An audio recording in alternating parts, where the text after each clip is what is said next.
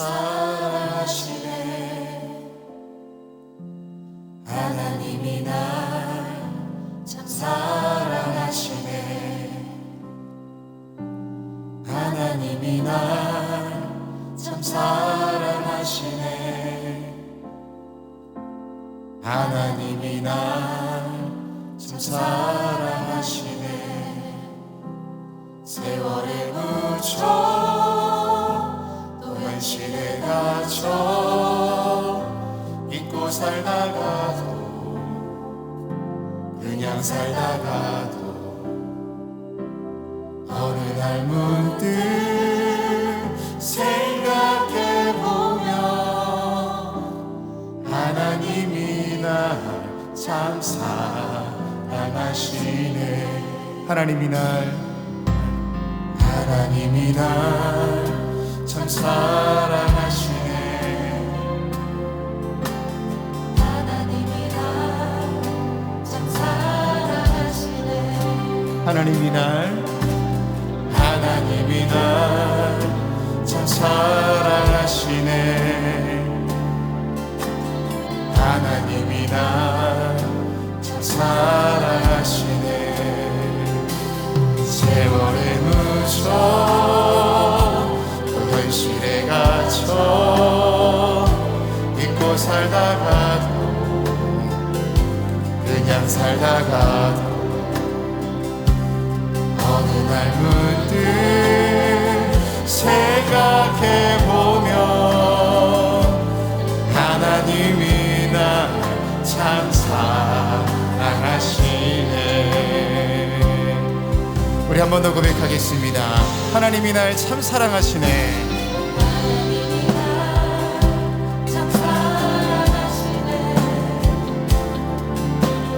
하나님이 날 참 사랑하시네. 하나님이 날 참 사랑하시네. 하나님이 날 참 사랑하시네. 세월에 묻혀 또 현실에 갇혀 잊고 살다가도 그냥 살다가도 어느 날 문득 생각해보면 하나님이 날 참 사랑하시네. 세월에 묻혀 또 현실에 갇혀 잊고 살다가도 그냥 살다가도 어느 날 문득 생각해보면 하나님이 날 우리 처음부터 다시 한번 고백해보겠습니다. 우리 처음부터 하나님이 날 참 사랑하시네. 하나님이 날 참 사랑하시네. 하나님이 날 참 사랑하시네. 하나님이 날 참 사랑하시네. 세월에 묻혀 또 현실에 갇혀 잊고 살다가도 그냥 살다가도 어느 날 문득 생각해보면 하나님이 날 참 사랑하시네. 이것이 우리의 고백입니다. 세월에 묻혀 또 현실에 갇혀 잊고 살다가도 그냥 살다가도 어느 날 문득 생각해보면 하나님이 날 참 사랑하시네.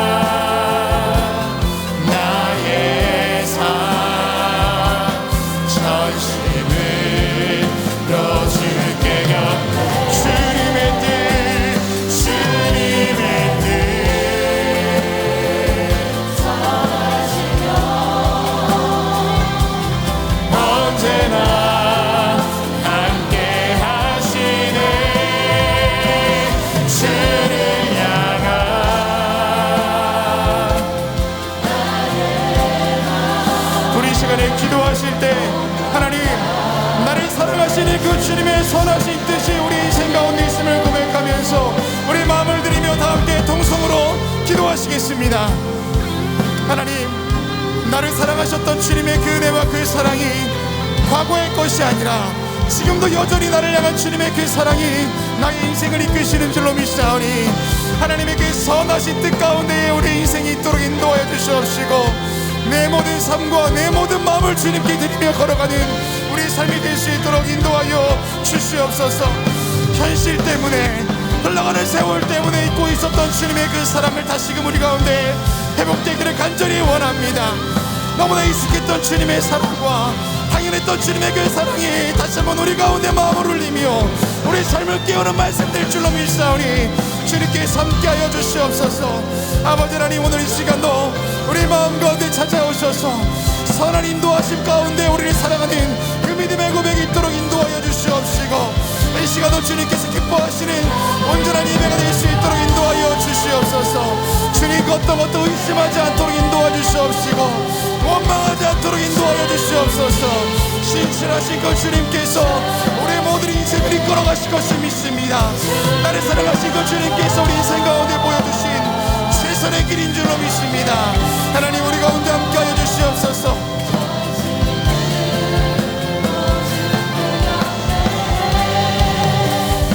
주님의 뜻 선하시며 언제나 함께 하시네. 주를 향한 나의 마음 몸만 다해 주를 신뢰.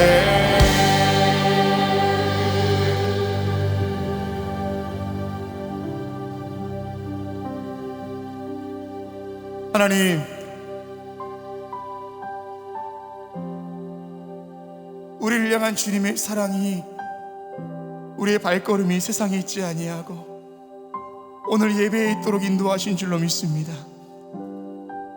오늘 예배를 통하여 잊고 있던 주님의 사랑이 기억나게 하여 주시고 하나님의 선한 인도하심을 끝까지 신뢰하는 믿음을 갖게 하여 주시옵소서.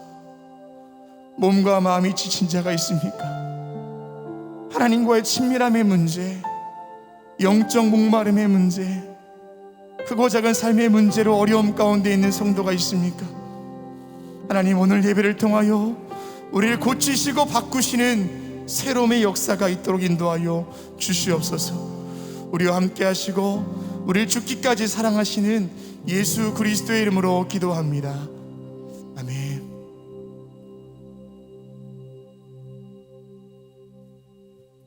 할렐루야. 주의 열린 예배에 오신 여러분을 주님의 이름으로 환영하고 축복합니다.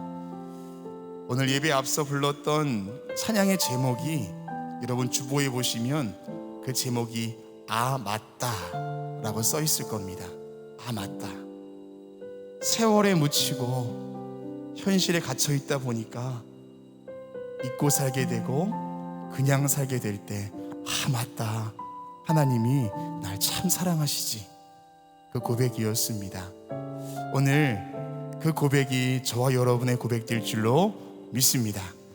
우리 주변에 있는 분들과 이렇게 인사하겠습니다. 아 맞다, 하나님이 당신을 참 사랑하십니다 라고 인사하겠습니다. 아 맞다, 하나님이 당신을 참 사랑하십니다. 이번엔 자신에게 아 맞다, 하나님이 날 참 사랑하시지 라고 고백하겠습니다. 아 맞다, 하나님이 날 참 사랑하시지.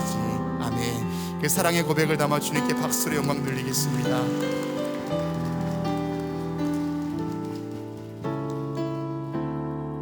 우리 모두 자리에서 일어나셔서 사도신경을 통하여 저와 여러분의 신앙을 고백하겠습니다. 전능하사 천지를 만드신 하나님 아버지를 내가 믿사오며 그 외아들 우리 주 예수 그리스도를 믿사오니 이는 성령으로 잉태하사 동정녀 마리아에게 나시고 본디오 빌라도에게 고난을 받으사 십자가에 못 박혀 죽으시고 장사한 지 사흘 만에 죽은 자 가운데서 다시 살아나시며 하늘에 오르사 전능하신 하나님 우편에 앉아 계시다가 저리로서 산자와 죽은 자를 심판하러 오시리라. 성령을 믿사오며 거룩한 공예와 정도가 교통하는 것과 죄를 사하여 주시는 것과 몸이 다히 사는 것과 영원히 사는 것을 믿사옵나이다. 아멘. 우리를 찾아오신 주님의 사랑을 감사하며 우리 박수로 나아갑시다. 할렐루야.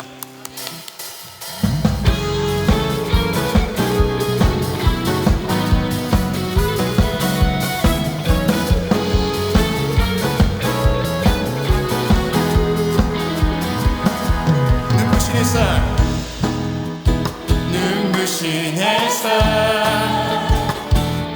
저 하늘 넘어 내게 주어진 주님의 사랑 깊어져가네. 나의 마음에 나오던 변함없는 그 사랑 내 안에 기쁨의 노래 멈출 수가 없네. 주님의 사랑 바람에 실리는 내게 찾아와. 그 사랑에 난 그간의 맘 같게. 주님의 은혜 부비쳐 흐르며 내게 다가와. 그 사랑의 열매로 내 맘 채우네. 우리 찾아오신 그 주님께 박수하며 찬양합시다.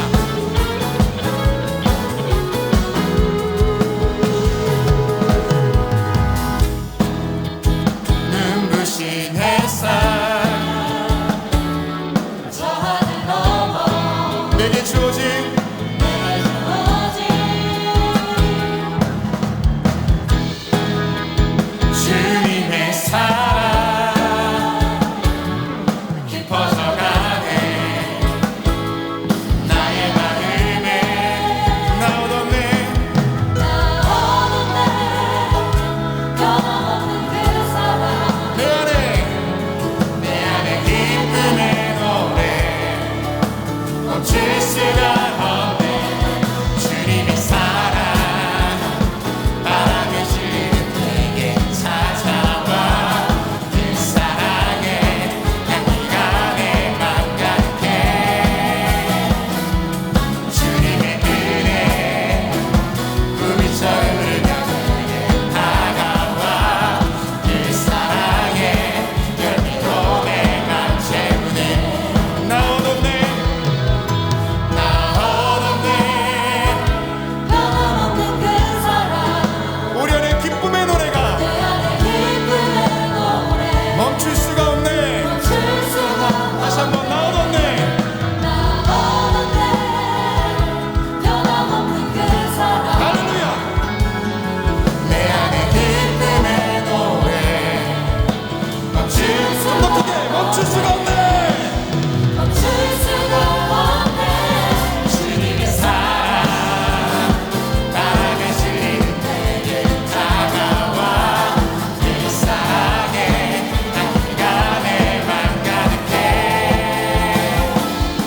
주님의 은혜 부비쳐 흐르며 내게 다가와. 그 사랑의 열매로 내 다시 한번 주님의 사랑 바람에 실리는 내게 찾아와. 그 사랑에 향기가 내 맘 같게. 주님의 은혜 부비쳐 흐르는 내게 다가와. 그 사랑의 열매로 내 맘 채우네. 그 사랑의 열매로 그 사랑의 열매로 내 맘 채우네. 우리 가운데 찾아오신 놀라우신 주님의 그 사랑을 높이며 나아갑시다. 할렐루야.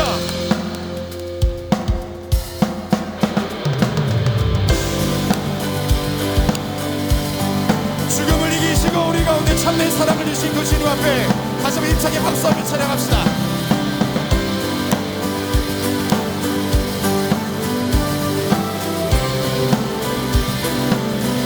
전능하신 주 전능하신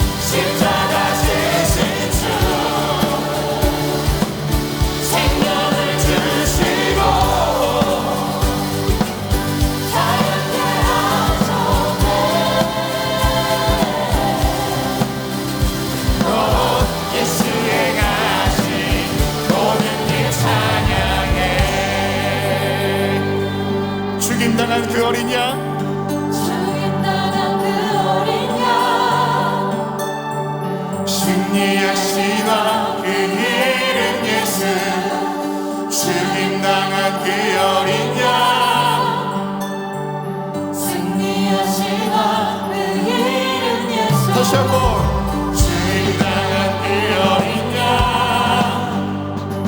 승리하시나 우리 한 번 더 죽임 당한 그 주님의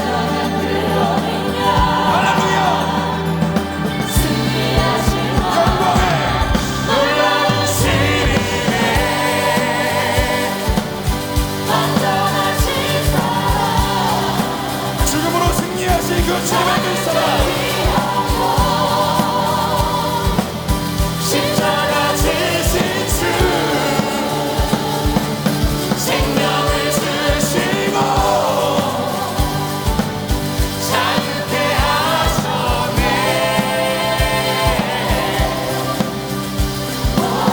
예수의 가신 우리 한 번 더 찬양합니다. 놀라우신 은혜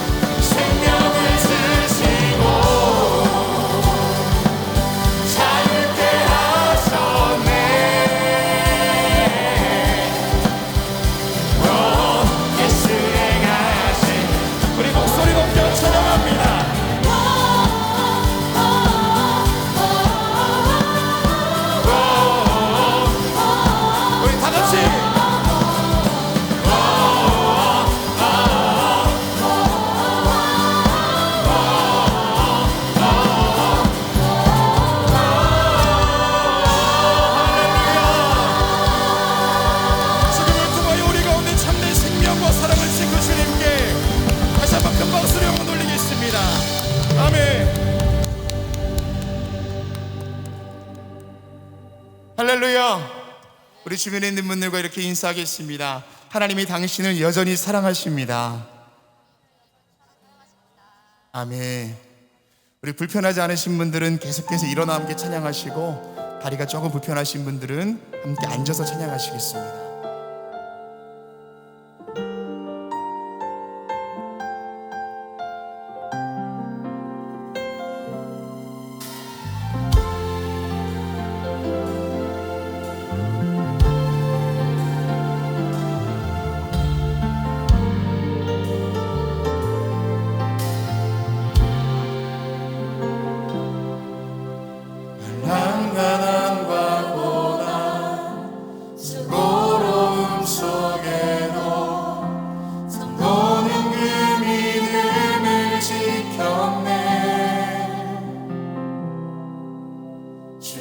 섬기는 일에 자신을 다 드리며 진리의 말씀과 성령으로 그 길을 걸었네. 다시 한번 찬양합니다. 난 가난과 고난 수고로움 속에도 성도는 그 믿음을 지켰네. 주를 섬기는 일에 자신을 다 드리며 진리의 말씀과 성령으로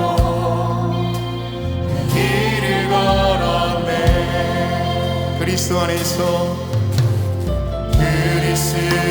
안에서 새롭게 하시고 그리스도로 인하여 자유케 되었네. 우리는 무명하다 유명한 자요 죽음의 위기 속에도 참 생명 가졌고 근심 하나 기뻐하며 하나하나 다른 일을 부욕해 하는 자로다. 그리스도 안에서 새롭게 하시고 그리스도로 인하여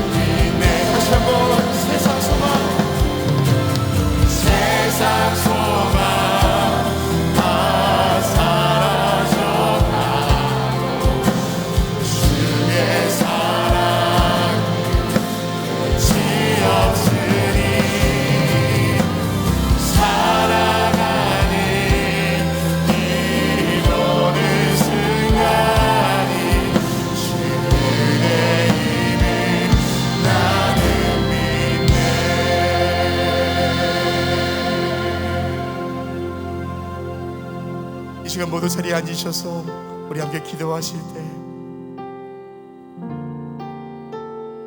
하나님의 그 사랑이 우리의 삶을 이끄실 때 어떤 환난과 가난과 고난과 수고로움 앞에서도 내가 망설이지 않도록 주님 인도하여 주십시오.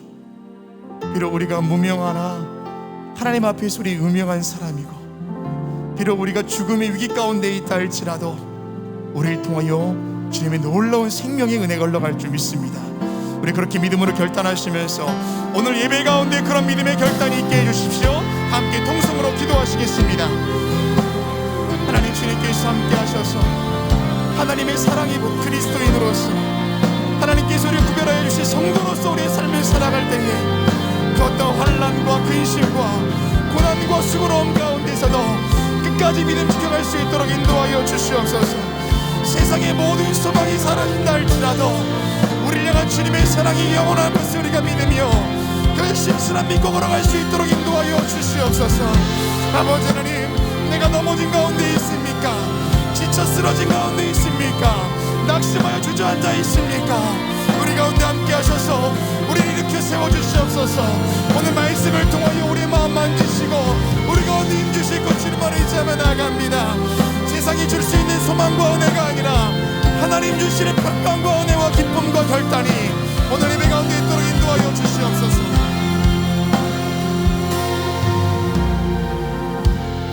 우리 다시 한번 간절하게 기도하실 때 우리 이 나라 민족과 우리 교회를 위해서 기도하겠습니다. 이 나라 가운데 여전히 아픔과 신음하는 자가 있습니까?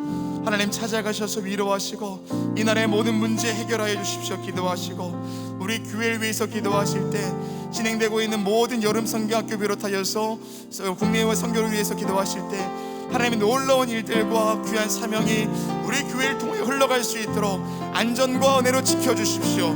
모든 예배 가운데 성령님의 충만함이 있도록 인도해 주십시오.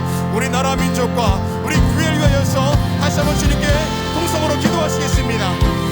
하나님, 주님께서 함께 하셔서 이 나라 민족을 지키시고 함께 하시는 주님, 여전히 신음하고 아파하는 자들이 이 땅에 너무나 많이 있습니다.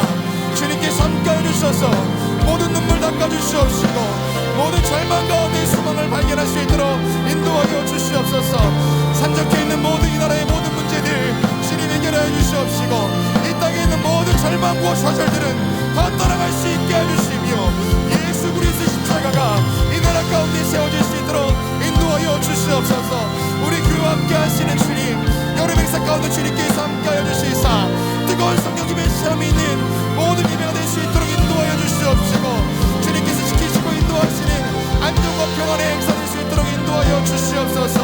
우리 교회를 통하여 생명을 살리고 죽었던 자들을 일으켜 세우는 귀한 현장들이 있게 될 줄로 믿습니다. 주님 함께하여 주시옵소서.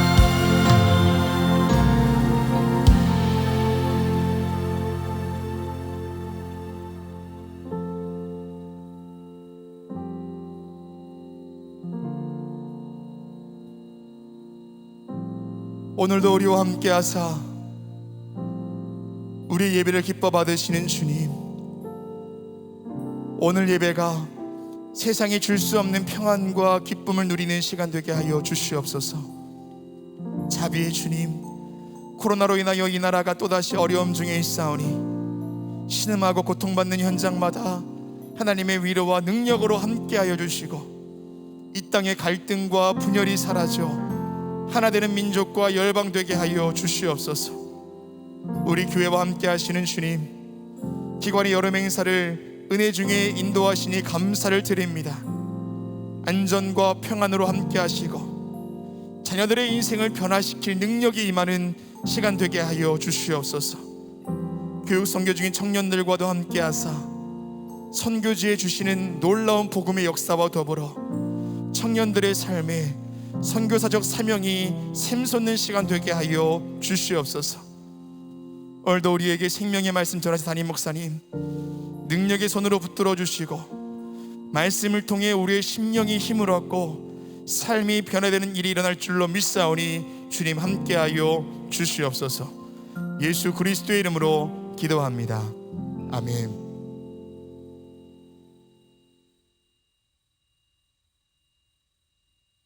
오늘 성경 말씀은 사무엘하 19장 31절에서 39절입니다. 길앗 사람 바리실레가 왕의 요단을 건너가게 하려고 로글림에서 내려와 함께 요단에 이르니 바르실레는 매우 늙어 나이가 80세라. 그는 큰 부자이므로 왕이 마하나임에 머물 때에 그가 왕을 공개하였더라. 왕이 바리실레에게 이르되 너는 나와 함께 건너가자. 예루살렘에서 내가 너를 공개하리라. 바르실레가 왕께 아뢰되 내 생명의 날이 얼마나 있겠사옵기에 어찌 왕과 함께 예루살렘으로 올라가리이까. 내 나이가 이제 80세라. 어떻게 좋고 흉한 것을 분간할 수 있겠사오며 음식의 맛을 알 수 있사오리이까. 이 종이 어떻게 다시 노래하는 남자나 여인의 소리를 알아들을 수 있사오리이까.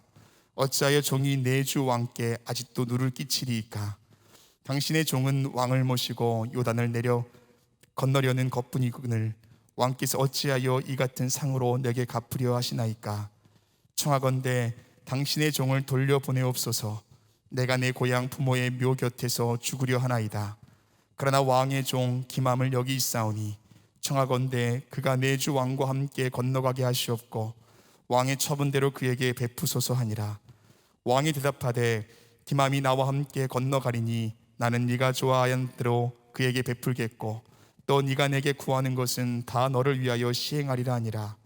백성이 다 요단을 건너매 왕도 건너가서 왕이 바르실레와 입을 맞추고 그에게 복을 비니 그가 자기 곳으로 돌아가니라. 아멘. 이제 유다 지파 화요일 찬양 후에 담임 목사님 나오셔서 잊지 못할 사람이란 제목으로 말씀 선포해 주시겠습니다.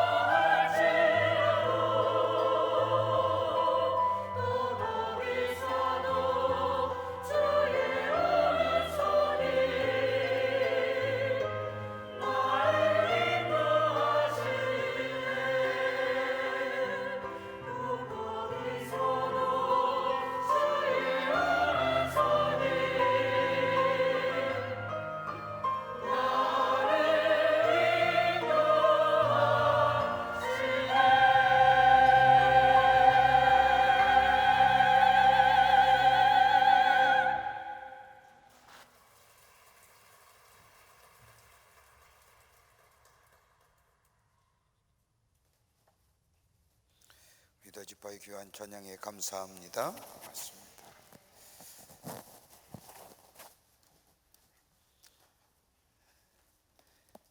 만약 오늘 이 세상의 삶이 오늘 마지막이라고 한다면 여러분 어떤 사람 누가 생각이 나십니까? 많은 사람들이 우리 내리에 스쳐가겠지만 아마 떠오른 사람 일반적으로 세 종류의 사람일 겁니다. 하나는 내가 가장 감사했던 사람, 아마 내가 살아오면서 나의 삶에 있어서 잊을 수 없는 가장 감사했던 사람 생각날 겁니다. 두 번째 있다고 한다면 내가 가장 내 마음을 아프게 했던 사람, 내 마음의 대못을 받고 나로 하여금 가장 고통스럽게 만들었던 사람, 또 한 부류의 사람이 있다고 한다면 내가 가장 사랑했던 사람, 내 생명까지도 아낌없이 줄 수 있을 정도로 사랑했던 사람, 아마 이와 같은 사람이 떠오를 겁니다. 인생의 파란만장한 개인의 역사를 살았던 다윗, 이제 그도 육체의 길의 마지막 길에 섰을 때에 자기 아들 솔로몬에게 유언을 남기면서 자신의 인생에서 함께했던 수많은 사람들의 이야기를 하면서 유독 한 사람의 이름을 거론하면서 솔로몬에게 특별한 부탁을 합니다. 그의 이름은 바르실레라고 하는 사람입니다. 열왕기상 2장 7절의 말씀을 보면 마땅히 길르앗 바르실레의 아들들에게 은총을 베풀어 그들이 내 상에서 먹는 자 중에 참여하게 하라. 내가 내 형 압살롬의 낯을 피하여 도망할 때에 그들이 내게 나왔느니라. 다윗이 도망갈 때에 아들 압살롬의 반란을 피하여 저 맨발로 감난산으로 도망갈 때에 이 바르실레가 다윗을 도왔다는 이야기입니다. 압살롬의 반역을 피하여 감난산에 도망갈 때에 다윗의 삶의 정황은 어떠했는가? 성경을 가까이 보면 찾아보면 몇 가지 상황이 나옵니다. 하나는 뭐냐면 다윗은 심한 죄책감에 시달리고 있었습니다. 우리아의 아내를 죄함으로 인하여 우리아 장군을 죽게 만들고, 그래서 그 사이에 태어난 아들도 죽으면서 자기 자신이 자신의 죄로 인하여 가정과 여러 가지 어려움이 일어났다는 사실에 죄책감을 가지면서 하나님이 행여나 심판하시면 어떨까? 심판에 대한 두려움이 그의 마음속에 있었습니다. 또 하나 있다고 한다면 가정의 화목히 깨어져 버린 때입니다. 자신의 죄로 인하여 가정은 말할 수 없는 어려움과 화목이 깨어버린 때였습니다. 다윗의 큰아들이 막내 여동생을 범하고 둘째 아들이 큰아들을 죽이고 망명을 했다가 다시금 돌아와 아버지인 다윗에게 반란을 일으켰던 때입니다. 가정을 더 이상 가정이라 부를 수 없는 그때였습니다. 또 하나 있다고 한다면 왕으로서의 존경과 권위를 잃어버린 때입니다. 다윗의 아들인 압살롬이 형을 죽인 후에 자기의 어머니 나라인 그술로 3년 동안 피해 있다가 다시금 예루살렘으로 돌아와 백성들에게 거짓된 재판을 해주면서 백성들의 마음을 사기 시작을 합니다.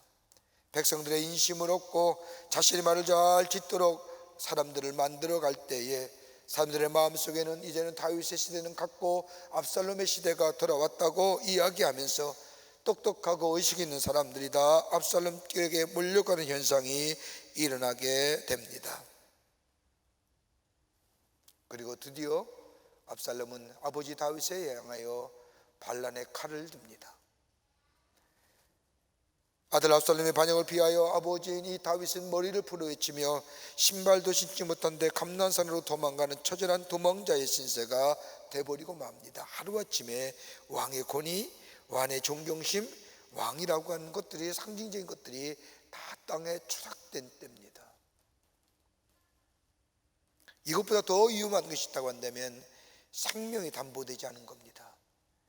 언제 자신의 생명이 죽을지 모릅니다.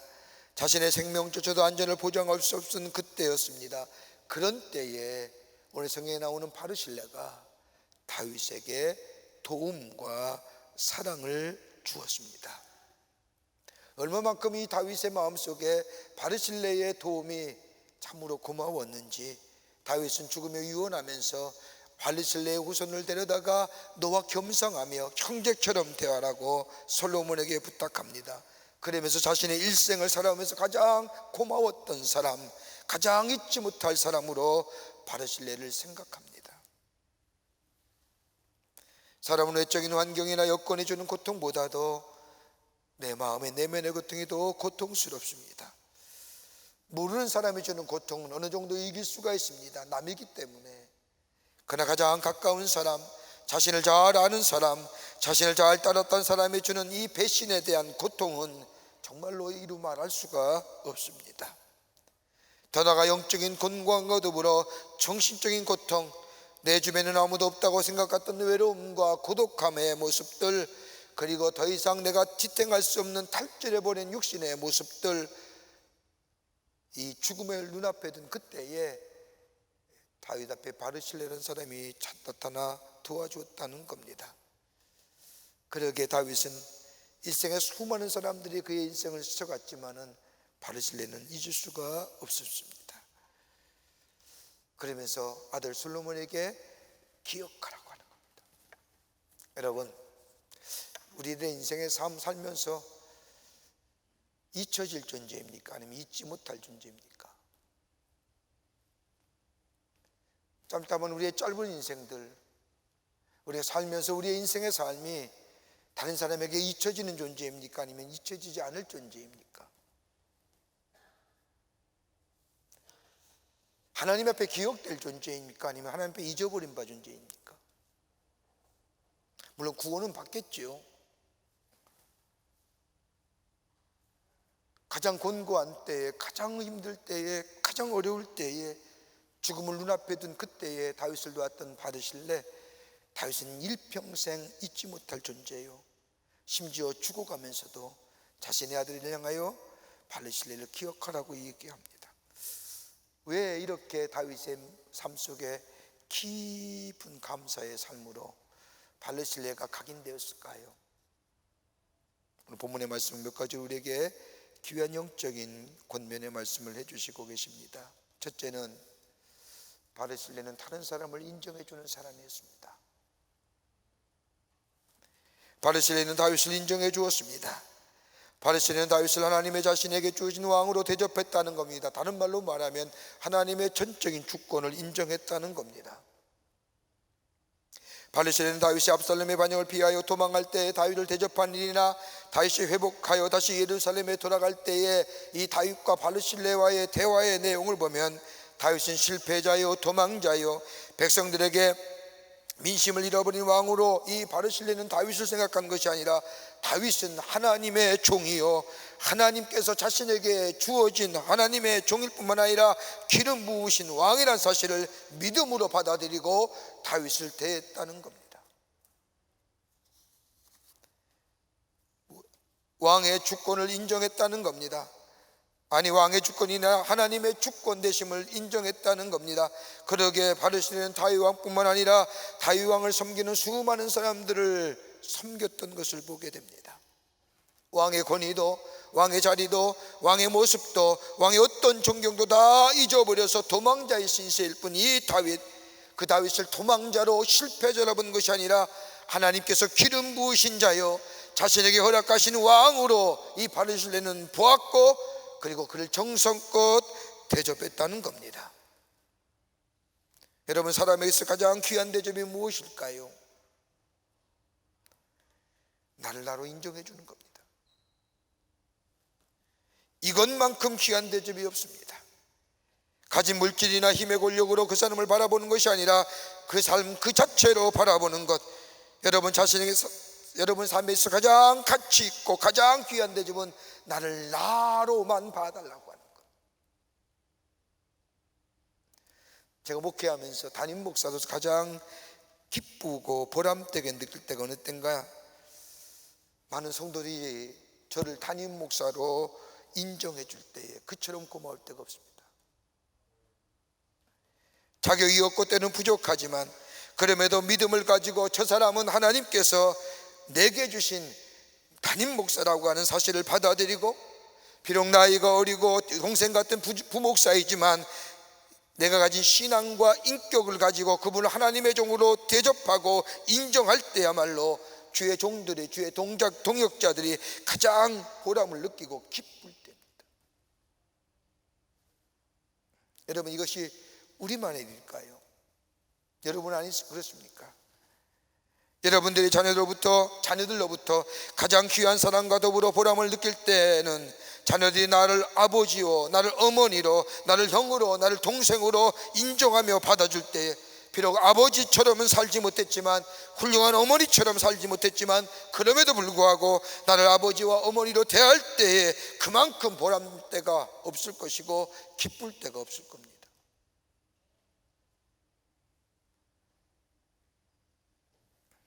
여러분, 장수상해라고 하는 영화 보신 적 있습니까?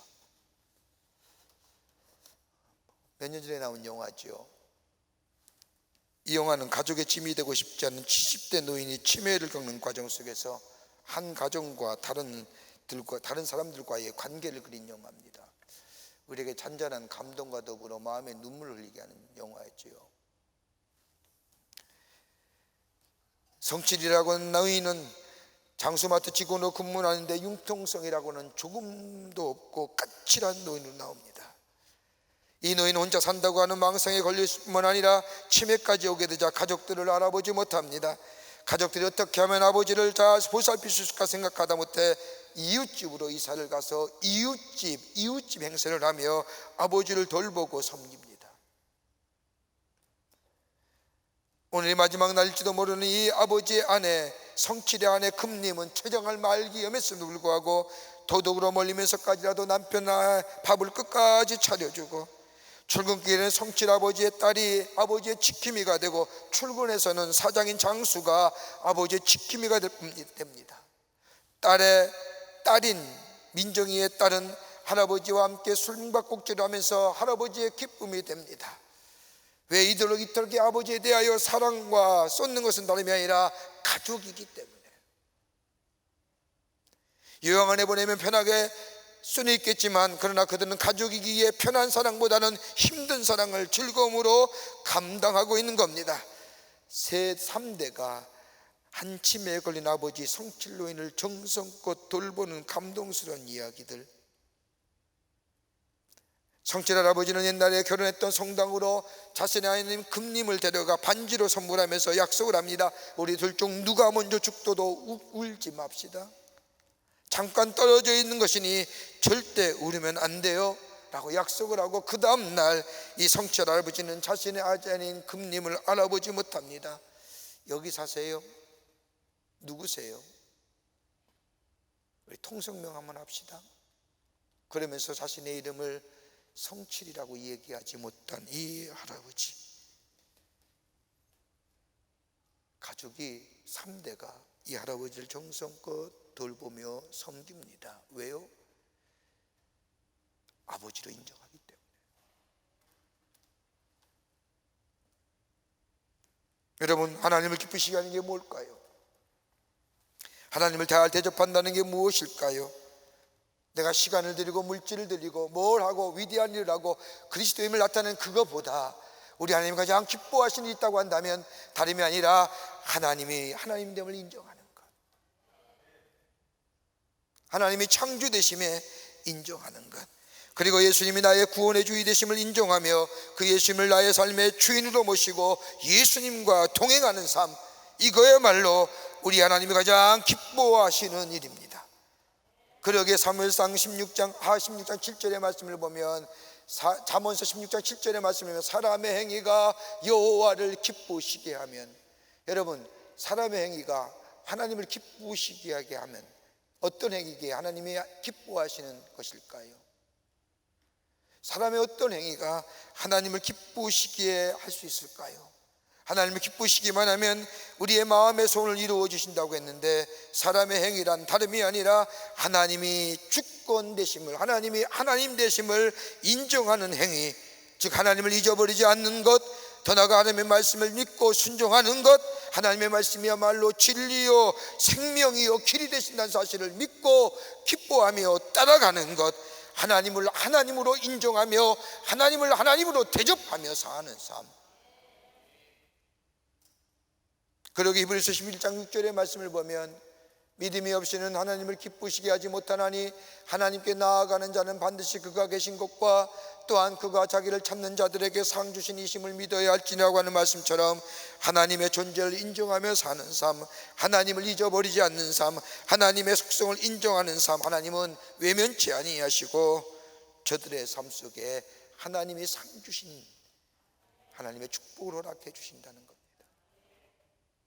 다윗이 마음에 사무치도록 남아있는 그 어떤 것보다도 고독하고 비참해지고 배신감에 몸을 떨고 있는 자신을 향하여 있는 그대로 받아주고 인정해주는 이 바슬리의 모습, 그는 일평생 잊지 못한 사람으로 다윗의 마음속에 남아있던 겁니다.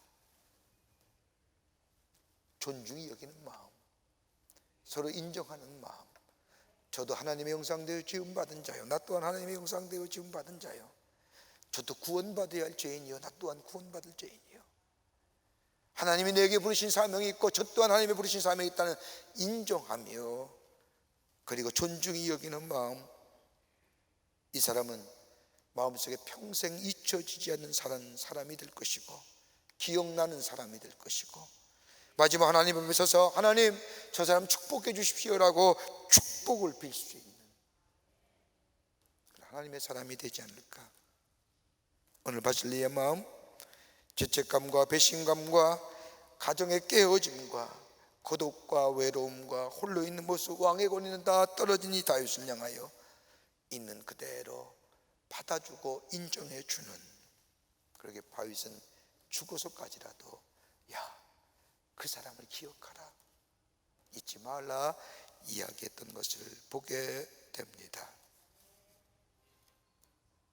두 번째는 섬김의 사람이었습니다. 바실레는 다윗을 섬김에 있어 온 마음을 다했습니다.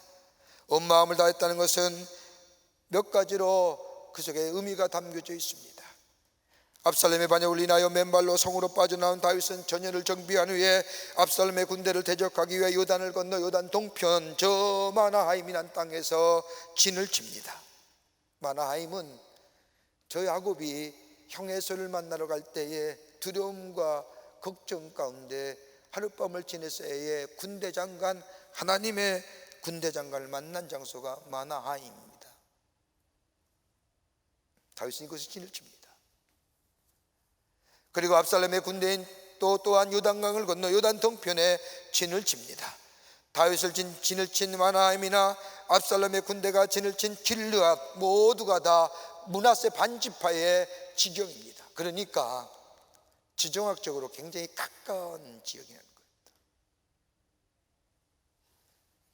가까운 거리에 다윗의 진영과 압살롬의 진영을 치고 서로 대적하는 그 사이에 바실레가 다윗을 위하여 침상과 몸을 쉴 수 있는 대야와 그리고 음식을 준비하여 다윗과 그의 군사들이 그것에 머무는 동안 섬깁니다. 만약 압살롬의 군대가 승리하게 되면 이 바실레의 집안은 다 몰살당하게 됩니다. 다윗을 도왔던 이후로 사울왕은 저 아히멜렉과 선지자 85명을 다 죽였던 것처럼 족을 덮는 행위는 나를 적으로 생각하기 때문에 만약 바실레가 다윗을 도와 압살롬의 군대가 승리한다면 이 다윗은 바르실레는 다 몰살당하고 맙니다. 그러나 그는 죽음의 위기 속에서도 최선을 다하여 다윗과 그의 수하의 사람들을 대접합니다. 계산하지 않습니다. 다윗이 왕의 자리에 있을 때만 사랑하고 섬긴 것이 아니라 그가 어떤 형편과 여건 속에 있다 할지라도 이 바르실레는 지속적으로 다윗을 섬기며 도왔습니다. 어떻게 도왔느냐? 사무엘하 17장 28절과 29절의 말씀을 보면 구체적으로 바르실레가 다윗을 도왔던 것에 대하여 이야기합니다. 침상과 대여와 질그릇과 밀과 보리와 밀가루와 볶은 곡식과 콩과 팥과 볶은 녹두와 꿀과 버터와 양과 치즈를 가져다가 다윗과 그와 함께한 백성에게 먹게 하였으니 이는 그들 생각에 백성이 들에서 시장하고 고나고 목마르겠다 함이로라. 여러분, 눈에 띄는 장소의 단어가 안에 있죠. 들판. 들이라고 표현한 것은 먹을 것이 없고 쉴 것이 없고 한마디로 곤고한 가운데 있을 때에 바르실레가 다윗을 섬겼다는 겁니다. 여러분, 섬긴다는 게 뭘까요? 디아코니아, 서비스 이렇게 표현되는 이 단어, 다름이 아니라 상대방이 원하는 것이 무엇인지 상대방의 입장에 서서 상대방을 배려할 줄 알며 돕는 것이 섬김입니다. 내 위주로 나 좋다고 내 주관과 내 평편에 따라서 돕는 것이 아니라 상대방을 따라서 상대방의 입장과 상황을 배려하며 돕는 것, 이게 섬김입니다. 이 섬김은 자원적이어야 됩니다. 자발적이어야 됩니다. 자발적이고 자원적이 아닌 것은 섬김이 아닙니다. 여러분, 똑같은 일인데, 똑같은 행위인데 빼앗기는 것과 그리고 주는 것이 있습니다. 똑같은 행위지만은 내가 마음이로부터 주면 그것은 주는 것이고, 내 마음이 줄 마음이 없으면 빼앗기는 겁니다. 물리적인 행위에 있어서가 아니라 내 마음의 자세가 있다는 겁니다. 자원하는 마음으로, 자발적인 마음으로 상대방의 형편과 상황을 배려하며 줄 수 있는 마음, 이게 섬김입니다. 여러분, 하나님을 섬긴다는 게 뭘까요? 그러면 하나님을 섬김에는 계산하지 않는 겁니다. 하나님이 원하는 것, 하나님 바라는 것, 내가 이만큼 하면 하나님이 기뻐하시겠지, 내가 이 정도 하면 하나님이 좋아하시겠지, 내 편에서 하나님을 생각하는 것이 아니라 하나님 편에서 나를 생각하고 내가 자원하는 마음으로, 자발적인 마음으로 하나님 앞에 드려지는 것들.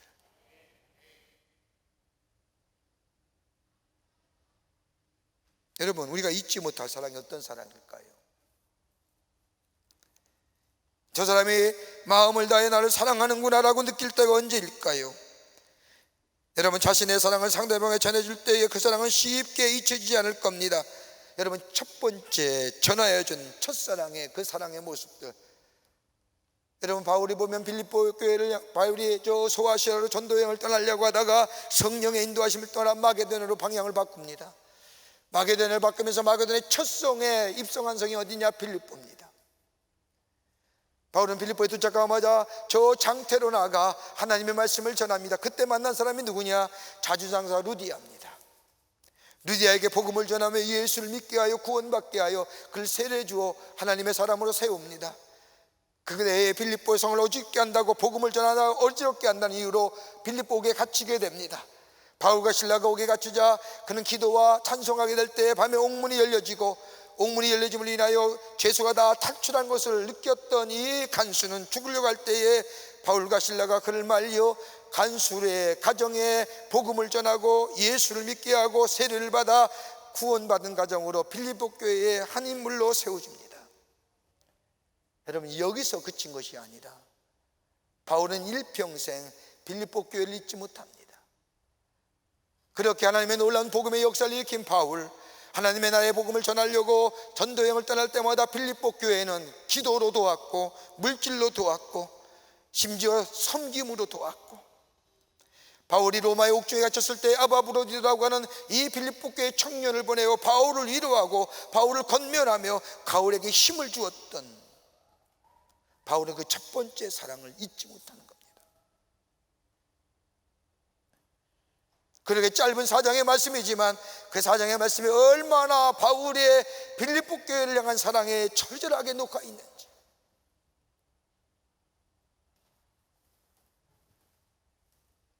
여러분, 섬김은 섬김으로 끝나지가 않습니다. 섬김은 놀라운 다음의 역사를 열어가는 것이 섬김입니다. 여러분이 섬겼습니까? 그 섬김은 섬김으로 끝나는 것이 아니라 새로운 하나님의 역사를 열어가는 길입니다. 여러분, 사도행전 10장의 말씀을 보십시오. 고넬료의 이야기가 나옵니다. 로마의 백부장이 경건한 사람이요, 하나님을 경외하는 사람이요, 백성을 많이 구제하고 하나님 앞에 경건하게 기도했던 이 고넬료의 가정, 베드로를 포용하여 고넬료 가정을 구원하지 않습니까? 구원받게 하고 세례를 받아 하나님의 귀한 가정으로 세워놓습니다. 이 모습을 본 베드로가 10장 3절과 5절의 말씀을 보면 이렇게 34절과 35절의 말씀이 이렇게 얘기합니다. 베드로가 입을 열어 말하되 내가 참으로 하나님은 사람을 외모로 보시 아니하시고 각 나라 중 하나님을 경외하며 의를 행하는 사람은 다 받으신 줄을 깨달았도다. 여러분, 고넬료의 가정이 예수 믿어 구원받은 후에 어떻게 돼요? 2000년 동안 문에 닫혔던 이방인에 대한 복음의 역사가 열려져 시작됩니다. 섬김은 새로운 역사를 남습니다.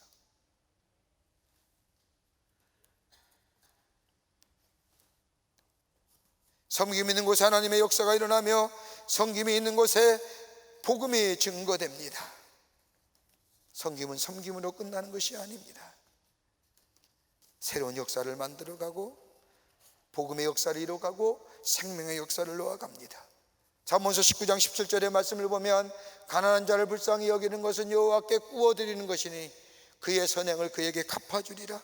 가난하고 힘든 사람, 어렵고 건거한 사람, 다윗처럼 들에서 외롭고 고독하며 힘든 지경에 있는 사람을 지나치는 것이 아니라 저를 돕는 자, 저를 불쌍히 여기는 자는 하나님께서 자기가 빚진 것처럼 생각해 주시겠고 하나님께서 자기가 빚진 것처럼 여기고 그 사람에게 갚아주시겠다고 말합니다.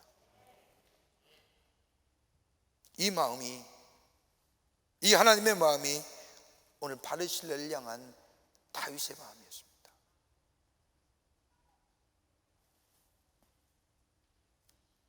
여러분, 정말 사랑한다는 게 어떤 것일까요? 말로만 사랑한다고 그 사랑이 믿어집니까? 그 말 믿고 결혼하셨습니까? 아닐 거예요. 사랑한다면 거기에 시간이 들여져야 되고 사랑한다면 거기에 물질이 들여져야 되는 겁니다. 안 그렇습니까? 사랑한다고 말 한마디에 확 넘어가서 결혼하신 분은 아무도 없을 겁니다. 그렇게 쉽게 넘어갈 존재들이 아니죠. 시간이 들여져야 됩니다. 물질이 들여져야 됩니다. 그럴 때에 거기에 진정한 사랑이 나타나지 않습니까? 사랑을 향하여 형이삭정으로 말하고 표현하지만 물질과 시간이 따르지 아니하면 그 사랑 진실한 사랑이라고 말할 수 없지 않습니까? 여러분, 하나님을 섬기며 신앙생활을 한다는 것도 마찬가지입니다. 물질과 시간이 따르지 아니하면 신앙생활하는 거 아닙니다.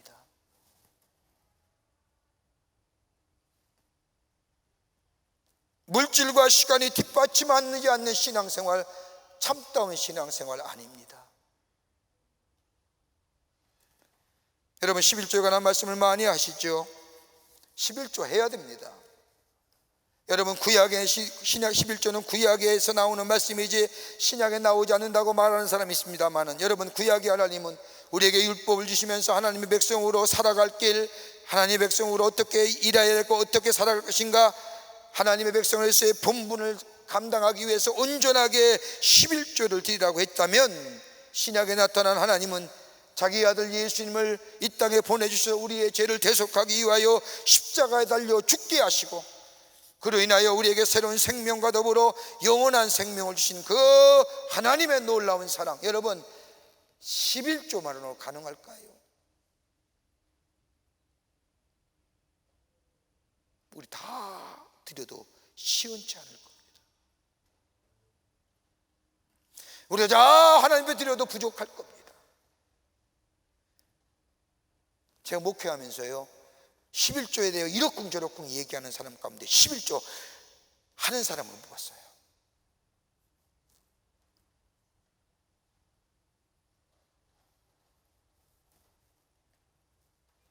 여러분, 우리가 살아가는 성경 구절 가운데 너희는 목숨을 다하고 뜻을 다하여 주 너희 하나님을 사랑하라고 하는 말씀 있지 않습니까? 여러분, 목숨을 다하고 뜻을 다하여 그리고 주 너희 하나님을 다 사랑하라. 목숨의 부분에 대해서는 별 감흥 없이 아무 생각 없이 받아들이죠. 왜? 목숨까지 바치면서 믿을 거야 되냐? 근데 거기다가 물질을 대체하면 다 주저하지 않습니까?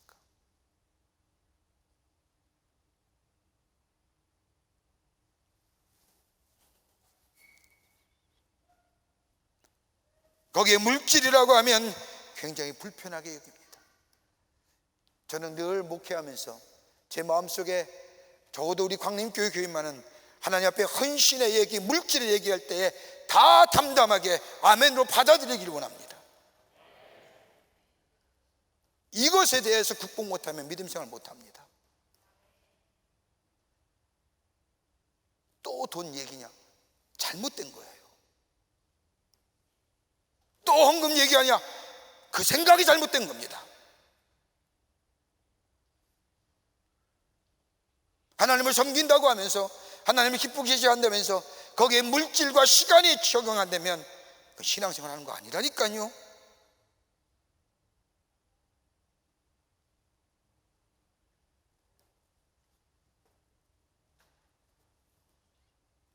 오늘 다윗은 바르실레를 기억하는 겁니다. 왜요? 시간을 들여서, 정성을 들여서, 물질을 들여서 곤고한 때에, 힘든 때에 다윗을 다윗으로 인정하며 그를 정성껏 섬겼던 그 바르실레 모습. 그러기에 인생의 마지막 길에 자신의 아들을 불러놓고, 야, 바르실레를 기억해라. 그의 후손을 데려다 같이 겸상하며 그들에게 축복해 주어라. 잊혀지지 않는 사람. 끝으로 믿음의 사람입니다. 다윗은 바르실레를 기억하고 축복하기를 원했던 것은 바르실레는 믿음을 가진 사람이었다는 겁니다.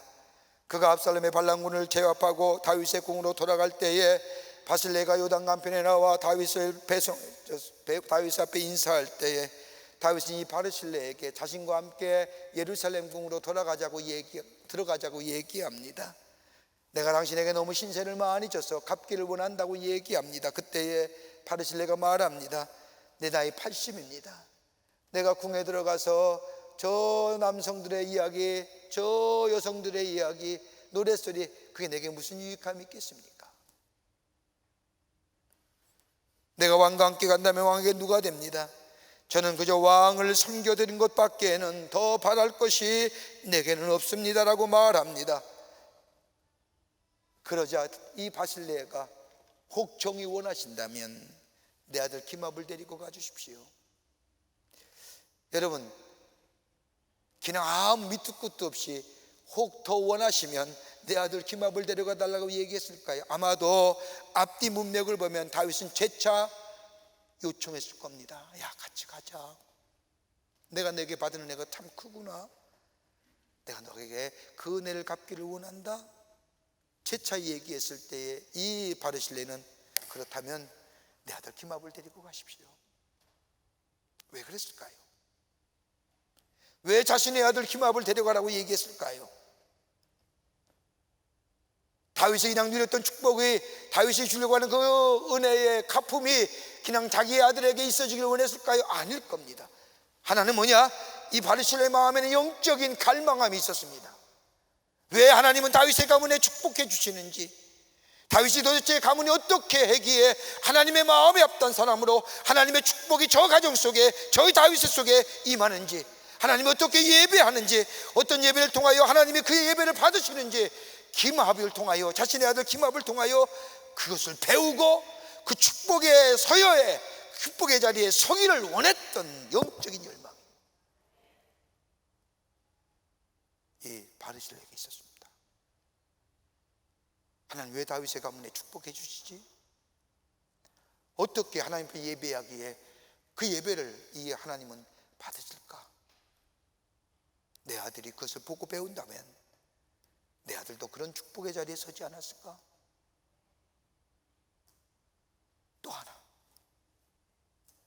다름이 아니라 축복은 다윗에게서 오는 것이 아니라 하나님으로부터 온다는 사실을,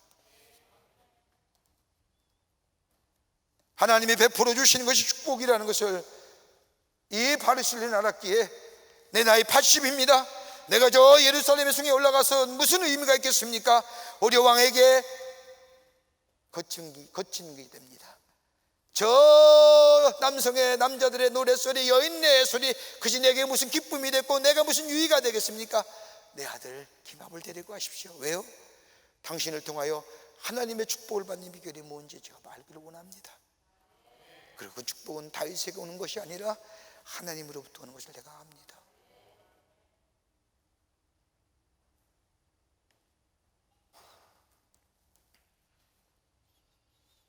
이런 바르실레의 말을 기억했던 다윗은 자신의 아들인 솔로몬에게 바르실레의 아들 기므압을 초청해서 같이 겸상하고 가족을 대하러 갑니다. 바르실레에게 하나님이 주시는 영적인 축복이 자신의 아들인 저 기므압에게 임하기를 원했던 마음, 땅의 것이 아닌 하늘의 신령한 축복, 땅의 축복보다는 하나님이 주시는 그 하늘의 축복을 원하는 마음, 자신에게서만 그치는 것이 아니라 자신의 아들인 기므압에게도 내려줘 하늘의 신령한 복을 누리며 사는 삶 되기를 원했던 이 영적인 갈망함이 바르실레에게 있었기 때문입니다.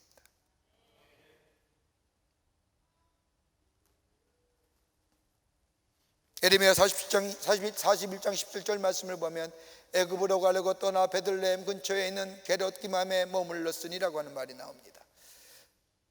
여러분, 이 말씀은 솔로몬의 아버지 다윗 유언대로 바르실레의 아들인 기므압에게 베들레헴 근처의 땅과 저택을 주고 살게 합니다. 그것이 세월이 흘러가면서 계속해서 그것의 지명이 남았는데 그 지명이 뭐예요? 게롯 기므압.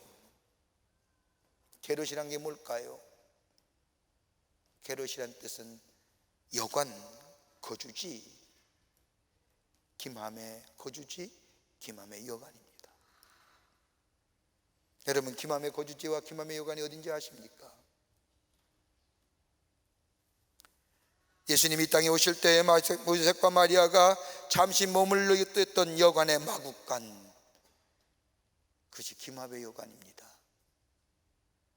그것이 바르실레의 아들 기므압이 솔로몬에게 받았던 베들레헴의 땅, 거기에 세월이 흘러서 그의 후손들이 세워진 기므압의 게롯 기므압, 기므압의 여관, 거기에 우리 예수님이 거기서 탄생한 거예요.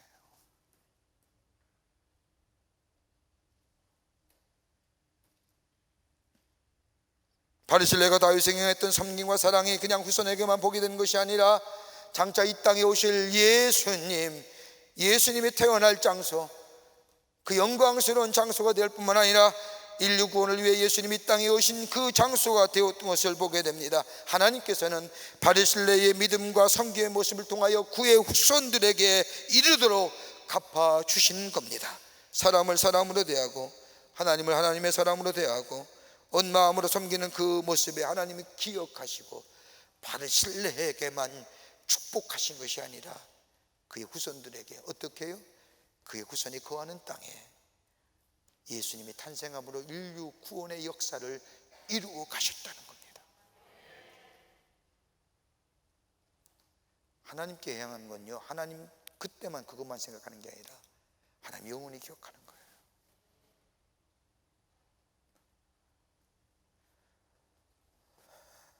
(1935년 1월) 어느 날 추운 겨울입니다. 뉴욕시의 한 법원에 재판이 열리고 있었습니다. 남노하고 나이든 여인이 빵을 훔쳤다는 죄인으로 재판을 받고 있는 겁니다. 여성은 슬퍼 보였고 수치감에 가득하였고 그리고 죄스러운 얼굴로 고개를 숙이고 있었습니다. 그날의 재판은 당시 뉴욕시 시장인 피오렐라 라가디아가 맡았습니다. 이 판사가 묻습니다. 빵을 훔쳤나요? 여인은 고개를 숙이고 예, 빵을 훔쳤습니다. 재차 판사가 묻습니다. 빵을 훔친 동기가 무엇인가요? 배가 고프셨나요? 재판장은 이 여인은 재판장을 보면서 이렇게 말합니다. 예, 배가 고팠습니다. 그래서 빵을 훔친 것, 하지만 그래서 빵을 훔친 건 아닙니다. 사위가 딸의 가족을 버렸고 딸은 아프고 두 아이가 굶고 있었습니다. 하루 종일 아무것도 못 먹었습니다. 저는 그 아이를 보고만 있을 수 없어서 빵을 훔쳤습니다. 그 아이 너무나 너무나 어립니다. 이 말에 법정 전체가 잠시 침묵에 빠집니다.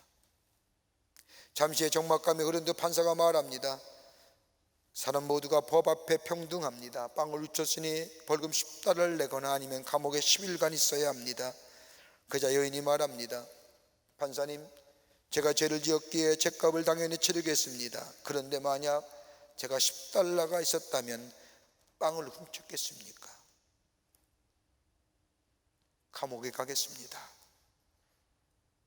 다만 걱정이 되는 것이 있다고 하면 제가 감옥에 있는 동안에 누가 딸과 내 손자들을 돌보아 줄 수 있는가, 이게 걱정입니다. 이 말들은 라가디아는 잠시 머뭇거리면서 의자 뒤로 몸을 기댑니다. 얼마간이 지난 후에 이 라가디아는 자리에서 일어나더니 자신의 주머니에서 10달러의 지폐를 꺼내어 모두가 볼 수 있도록 지켜들었습니다. 그리고 이야기합니다. 저는 이 법정에 있는 모든 사람에게 50센트의 벌금을 물립니다. 이것은 사회 공동체에 무관심에 대한 벌금이요, 다른 사람에 대한 무지에 대한 벌금입니다. 한 여인의 가족을 위해 빵을 훔치는 일이 일어나서는 절대로 안 됩니다. 집행관은 여기 있는 모든 사람에게 50센트의 벌금을 걷어다 이 여인에게 갖다 주십시오. 빵을 훔쳤던 식료품 가게 주인도, 재판을 기다리는 12명의 다른 피고인들도, 호성 경찰관들도 모두가 다 50센트씩 기부하여 이 여인에게 주었다는 겁니다. 이 판결에 뉴욕의 모든 사람들이 찬사를 보냅니다. 여러분, 이 귀한 일이 아직까지도 기억되잖아요. 뭐로요? 이 라가디아의 이름이 저 뉴욕에 가면 라가디아 공항입니다. 라가디아 에어포트, 라가디아의 그 놀라운 일들을 지금까지도 기억하는 겁니다. 다윗은 일평생 수많은 사람을 대합니다. 그런데 유혹, 오늘 여기 상에 나오는 이 사람을 절대 잊지 못합니다. 바르실레, 가장 힘들고 어려울 때 나를 도왔던 자, 곤고할 때 나를 도왔던 자, 나를 나로 바라보며 섬겨주었던 이 바르실레, 그는 잊지 않고 그를 기억하며, 하나님, 아마 저 하나님의 나라 갔을 때 저 사람 축복해 주십시오라고 얘기했을 겁니다. 아들에게 유언하며 기억해라. 그의 후손을 데려다가 김업을 데려 같이 겸상하고 밥 먹어라. 그리고 너도 잊지 말아라. 잊지 못할 사람으로 남았던 이 바르실레, 여러분과 저가 다른 사람에게 잊지 않는 존재로, 더다 하나님께 잊지 않는 존재로 살아가시는, 그래서 복된 삶을 누리시는 여러분과 저와 되시기를 주의 이름으로 축원합니다. 하나님 감사합니다. 저희들 사랑하시고 하나님의 자녀 삼으심에 감사합니다. 그 하나님의 은혜가 참 크고 놀라운데 잊고 살 때가 얼마나 많은지요. 또 하나님의 은혜가 참 좋은데 우리는 그 잊음으로 인하여 하나님 앞에 잊혀진 존재는 아닌지요. 섬김으로, 다른 사람을 인정하는 마음으로, 믿음을 가지고 삶으로 인하여 다른 사람에게 기억된 것보다 하나님 앞에 기억된 존재로 살아갈 수 있도록 도와주시옵소서. 그럴 때 하나님의 은혜가 우리 가운데 임하고 하나님의 복이 우리 가운데 임하는 줄 믿습니다. 그 놀라운 하나님의 축복과 은혜가 임할 수 있도록 섬김과 하나님의 말씀에 순종함과 그리고 다른 사람을 인정함과 그 삶을 통하여 우리 안에 놀라운 축복의 역사를 이어가게 하여 주시옵소서. 감사드리오며 예수님의 이름으로 기도하옵나이다. 아멘. 오늘 우리 교회에 처음 나오신 분이 계십니다. 헌명할 때 앞으로 나와주시면 중심으로 환영하겠습니다. 3층에 계시면 3층 앞으로 나와주시기 바랍니다. 이공훈 집사님 인도하신 이두영님, 정광재 집사님 인도하신 이동건님, 이승숙님, 앞으로 나와주시면 중심으로 환영하겠습니다. 혹시 새가족 카드 내지 않았지만 처음 나오신 분이 계셔도 함께 나오시면 환영하겠습니다. 함께 축복하겠습니다.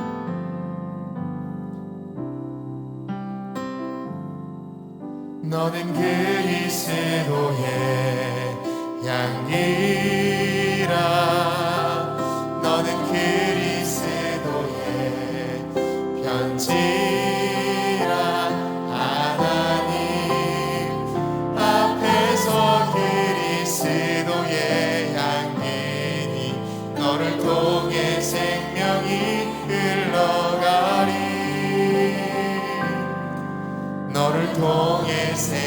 영원히 흘러가리.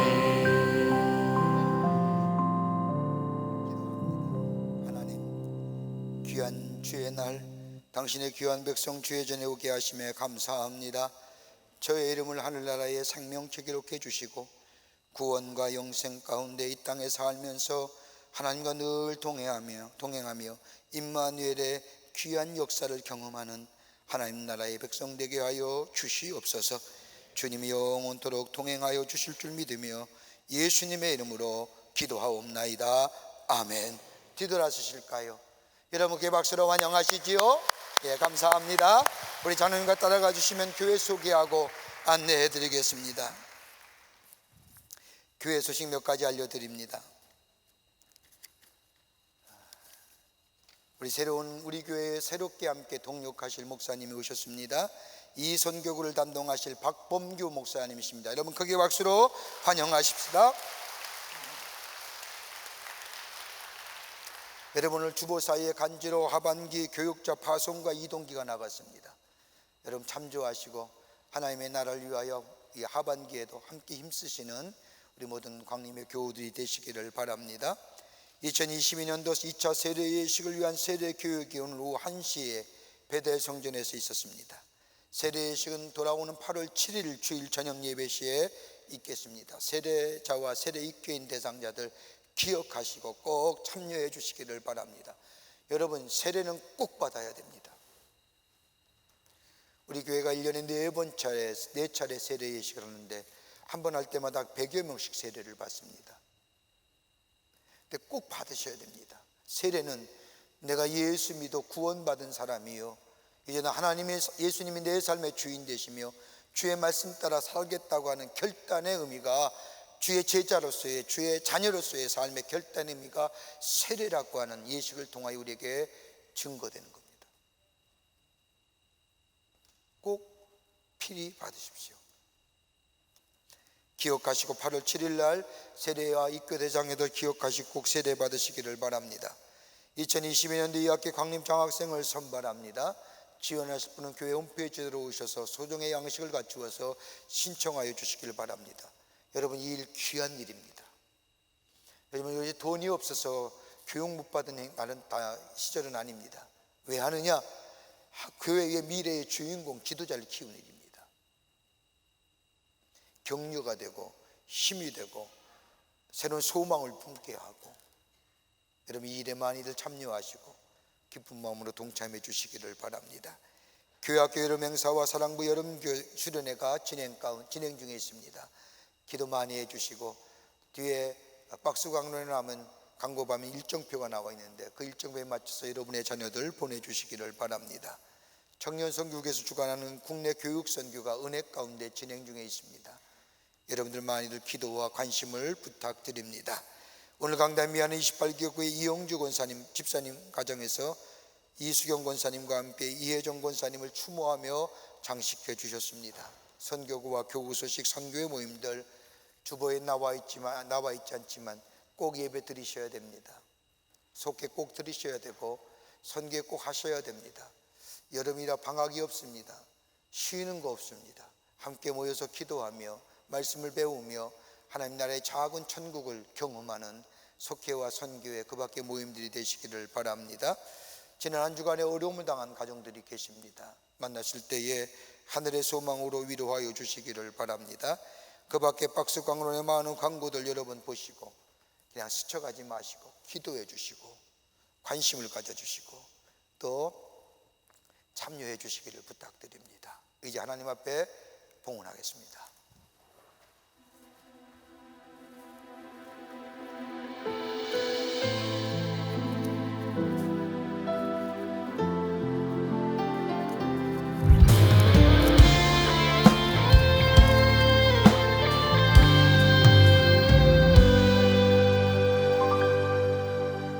말씀 앞에서 경외함으로 주께 홀로 섭니다. 생명의 말씀 읽고 순종해 주를